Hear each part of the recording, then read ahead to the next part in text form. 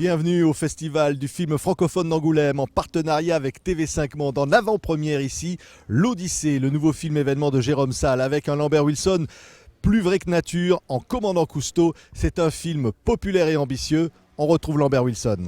Keep to me, my heart is free, my love has gone away.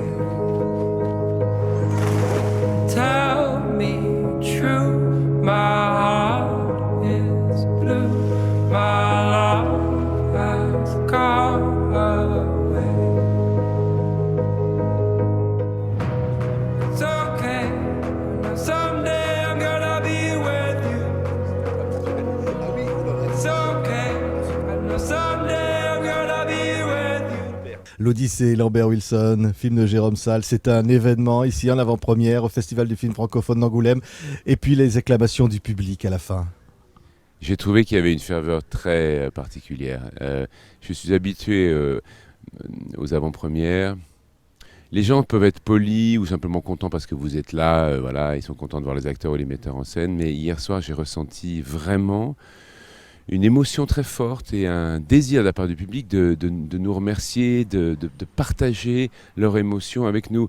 Et c'est pour ça qu'en fait, on est allé avec le metteur en scène Jérôme Salle, de salle en salle. On l'a quand même présenté dans 6 salles hier, en même temps, Oui, dans le mais même c'était cinéma. pour la première fois. Donc c'est Première très mondiale. touchant, comme ça, Oui. pour la première fois présenter le film devant un public. Oui, en fait, c'était très important pour nous et impressionnant, émouvant, parce que pour Jérôme Salle, c'est 8 ans de travail. Pour moi, c'est 1 an de travail.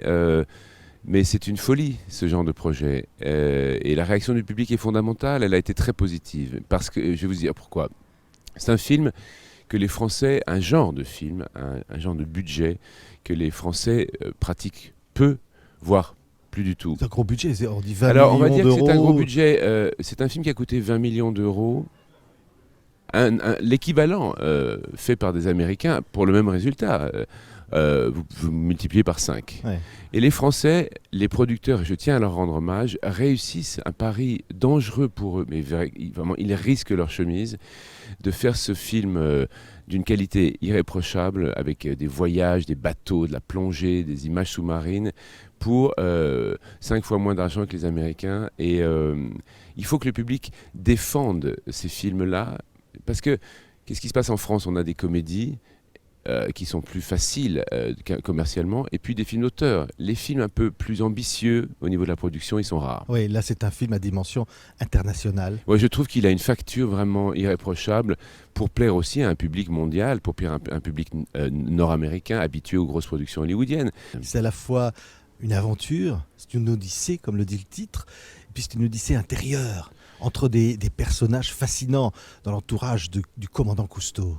Je crois que ce qui va surprendre le public, c'est qu'en fait, ce n'est pas un biopic traditionnel. On ne couvre pas du tout la vie complète de Cousteau, mais Jérôme Salle qui a coécrit le scénario et son scénariste ont voulu choisir l'angle des rapports entre Cousteau père et ses fils, particulièrement son fils cadet Philippe, et aussi les rapports de la famille, donc aussi de la mère, Ouais. le personnage de Simone, magnifiquement interprété par Audrey Tautou. Donc on parle d'une famille banale avec ses problèmes effectivement qui sont ceux de toutes les familles, les rapports difficiles entre les pères et les fils, la trahison à l'intérieur d'un couple, etc. Mais c'est aussi une famille complètement invraisemblable parce que son terrain d'action c'est la planète, ils aiment la liberté, ils sont explorateurs, ils sont voilà, les rapports entre un homme charismatique, monomaniaque, obsédé par son idée fixe de découvrir le monde sous-marin, et puis sa tribu qui doit suivre Oui. et qu'il malmène parce qu'il est, c'est vrai, il ne pense qu'à son œuvre, qu'à son idée, et il crée des situations très frustrantes pour sa progéniture. Oui, et derrière ça, il y a la mer, il y a la découverte de l'environnement, il y a la découverte de cet océan fragile. En fait, ce qu'on montre, c'est comment Cousteau a pris conscience pendant toute sa vie, lui qui, c'est vrai, malmenait un peu l'environnement pour faire des images, On sait qu'au moment de son film Le Monde du Silence, il n'hésitait pas, même éventuellement, à provoquer des combats entre un groupe de requins et un bébé baleine. Il retournait même sur les lieux du crime pour faire des meilleures images. Il a fait un mea culpa sur ça. Il a ensuite, grâce à son fils Philippe, qui était lui un militant écologiste très fervent, il a, lors de ce voyage en Antarctique, vraiment eu une révélation. Et après, il est entré en militantisme lui-même. C'est ce que raconte aussi le film, cette prise de conscience. Et il est devenu vraiment un des champions de la cause écologique, particulièrement pour la protection de l'environnement. Oui. Lié à l'océan. Oui, il y a une odyssée intérieure aussi, une recherche intérieure, parfois même une fuite comme une perte, et finalement des drames, et on ne racontera pas bien sûr le film, qui vont peut-être le ramener à la réalité de la vie. Lui qui voulait posséder la Terre. Ce qui est touchant, c'est que on pense en imaginant Cousteau, pour ceux qui connaissent sa vie, que ça va être un film épique, un film d'aventure. Et on est surpris en se rendant compte qu'on a en même temps cette partie-là et des images extraordinaires.